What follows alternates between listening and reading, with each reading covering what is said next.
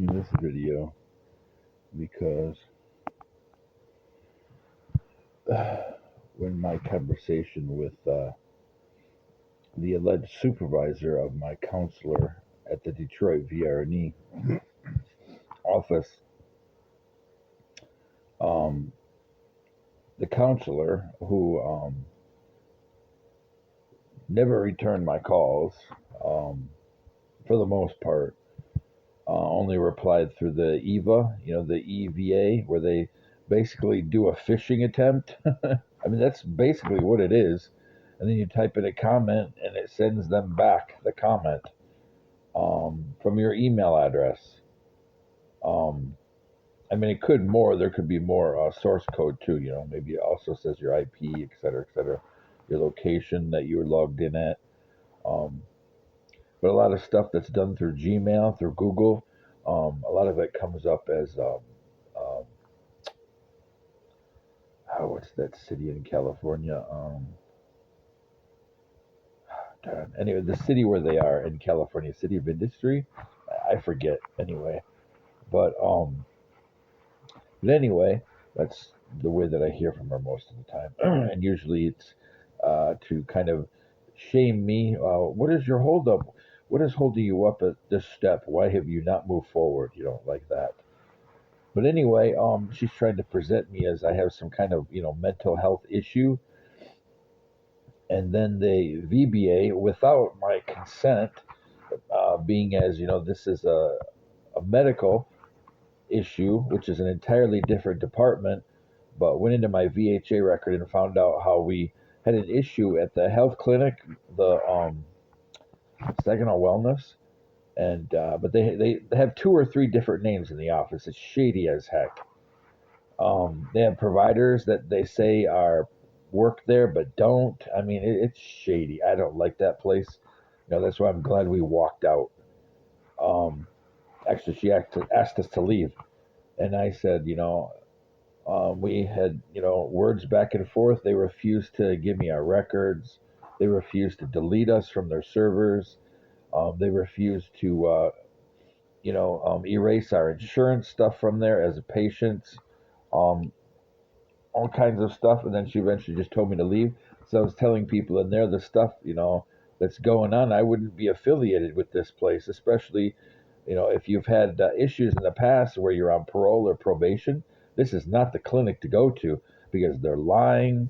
Um, they're doing shady stuff to before they will give you medical care, like basically demanding a drug test before you receive medical care.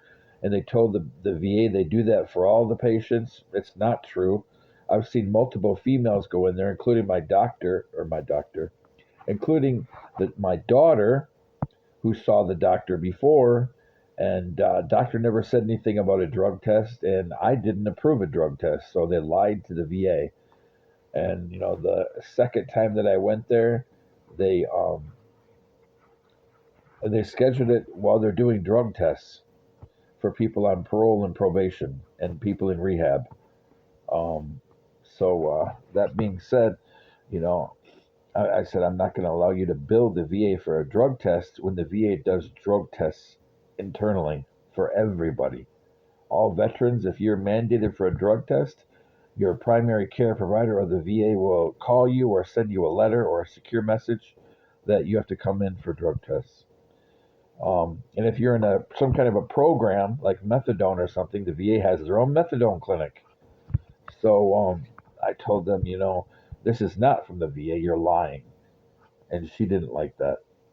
And then she said, oh, all of our patients are drug tested. Another lie, because they don't take care of patient safety there, patient security. They have paper thin walls, and I heard three different female patients go there from this neighborhood, and they were never drug tested, and including my daughter as well. So that's four people who were never drug tested, all four females. So that being said, and there was some guy that was there who came in trying to talk to the nurse, and he kept glaring at me. So he must be from the VA or something like that. But he kept glaring at me like trying to urge me on a fight or something. He just kept glaring at me. And I ignored him, and in the end, I walked out. And whoever that guy is, if he is from the VA and he never announced he was there to talk about a managed care program, he should be fired. Because if he was there for me to have a managed care program, I don't need a managed care program. I'm not a drug addict. I don't have a capacity, diminished capacity issue. I'm tired of being treated like I do. Because the vast majority of you SOBs who are doing that to me, not to sound like a braggart, but I guarantee you I'm more intelligent than you are. And I guarantee I'm more educated than you are as well. Even if hackers try to whittle away at my degrees or hack my name out of a school, whatever they do, without sounding like a braggart because I don't talk like this, I guarantee you're more diminished capacity compared to me. And I don't go around trying to harm people and be a malicious person like many of you do, including the guy that was there for managed care and kept staring me down and glaring at me like he was trying to make a fight.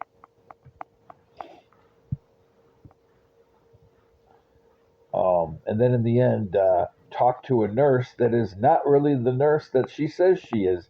The nurse that is the actual PA there, who is a nurse and a PA, as far as I understand it. She was a nurse, then became a PA. She works at an entirely different clinic. And the doctor is in bush country, Canada. He rarely comes in the office. He does everything through telemedicine. So, that's an office that does whatever they want, including hooking up people that are supposed to be doing drug tests. Because the drug testing there, I looked at it and I questioned them. They have no chain of custody protocol. So the urine that you're testing to the lab techs at wherever they said at Quest, Covenant, you may not be testing the urine you think you are because they have no chain of custody system and they should not be allowed to process drug testing for Saginaw courts. This is a horrible little office, and that's why I stopped going there. They kept screwing up my daughter's medicine, or if they got it right, they gave her a tiny little vial that we would have to go back daily because they're not giving the Medicaid recommended dosage or the Medicaid recommended amount to the patient. They just do what they want. Now, some over-the-counter medications that Medicaid pays for, you do have a limited amount they give you. Well, the limited amount does not mean you go back every day. They're screwing people over because they want people to pay cash. That's why we stopped going to several Rite Aids and Walgreens around Saginaw County because they want the cash. They refuse to look up and they blame the clinics. It's not the clinic's job to look up the appropriate medicine. If Rite Aid denies it, it's Rite Aid's job to communicate back, or whatever, Walgreens, whatever, CVS, it's their job to communicate back to the clinic and say, this is not covered, this is a Medicaid patient, this is the recommended Medicaid, medication. Yeah, this means they actually have to call the clinic back. It's not the clinic's job. And so then they call back and they say to the clinic, yes, this is a recommended medication, generic or whatever, for the Medicaid patient. That's parallel to the script you wrote. Do you approve this? And they reply, yes. And then they update the system. It's not the clinic's job. It's the pharmacist's job. But that being said, some of these pharmacists around in Saginaw County, they like to blame the clinics. So, I mean, the clinic can be proactive. I'm not saying that they can't be proactive and look up in the database to see for a Medicaid patient what is the parallel medication, or equivalent medication to the script they want to write, just so they know for their patients. That's being a good care provider. But not everybody wants to do it because there's an attitude in Saginaw of we don't care. If you're unmedicated and you're poor, just take the $5 or $10 out of your wallet and pay for the medication. then what's the point of having health insurance? That's all Medicaid is, just another HMO. So they should be doing the same for Medicaid patients that they would do for a Blue Cross patient or an Aetna patient, or Medicare. They should be doing the same treatment, not treating people different because of their income level. That's illegal in this country, especially when it comes to denying medical care or denying medication. That's illegal in this country. And just because some Medicaid denies a certain medication and somebody fails to look it up, that's still denying medical care. Enough of the victim shaming. As much as people in this town love Me Too, they should take Me Too to the next step and realize that victim shaming in any circumstance is wrong. But that being said, it's also shame to victim shame on a different kind of, in a different, we'll call it, in a different perspective, to do a shaming of veterans by treating every veteran, especially the ones who complain or disagree, treating them as diminished capacity.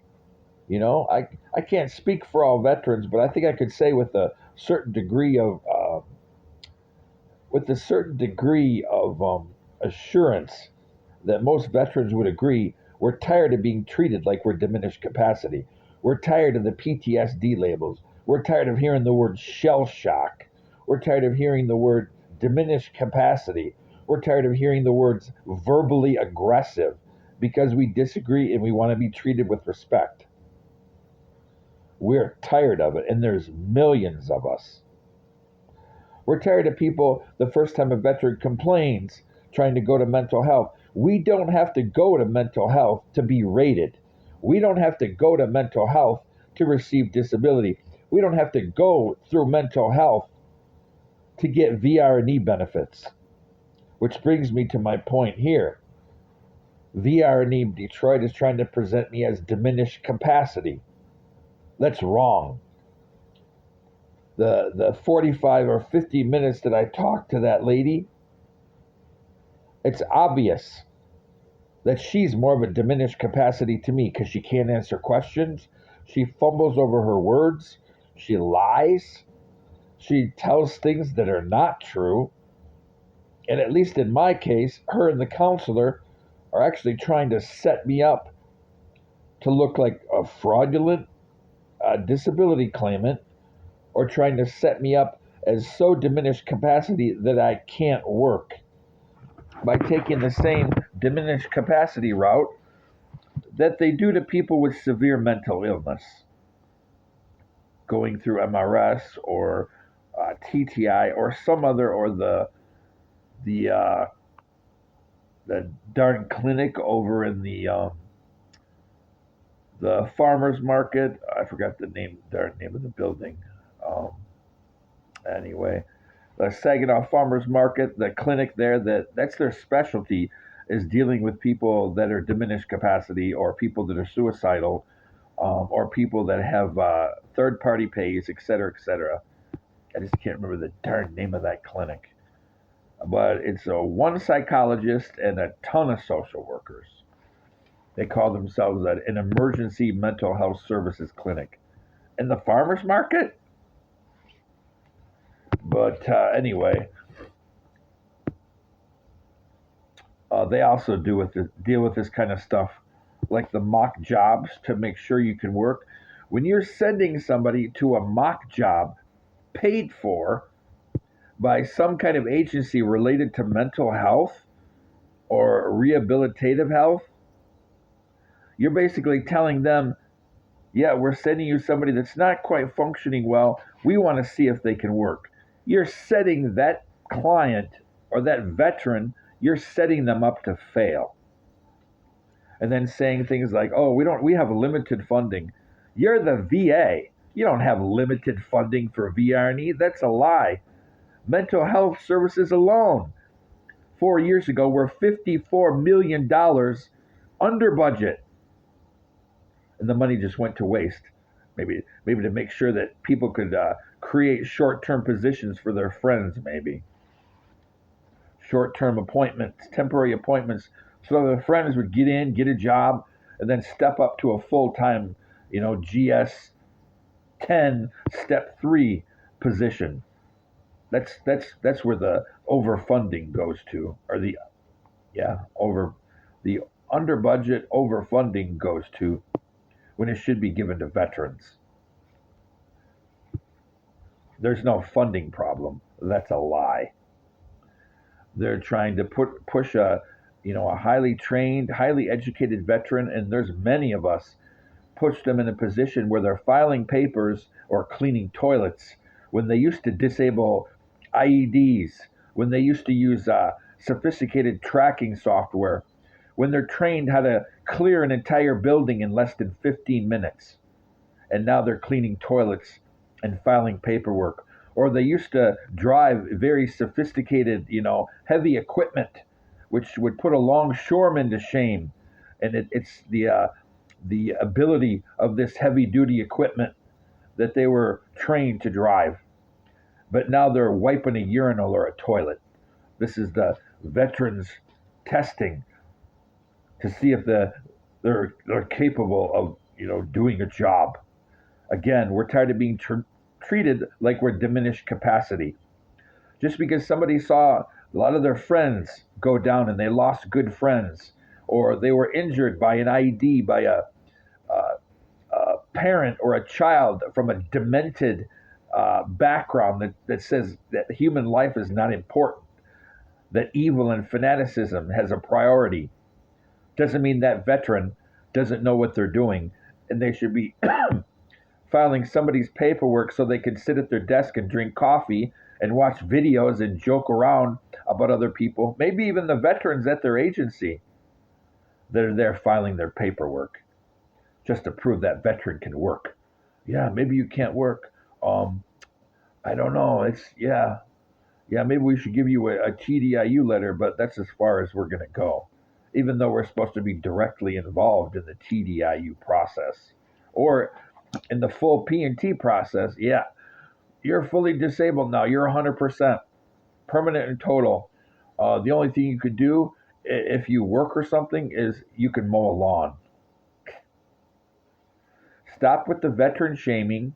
Stop with treating veterans like we're diminished capacity. Because when you push us to the floor, you'll find we can do a heck of a lot more than you can when you're standing up.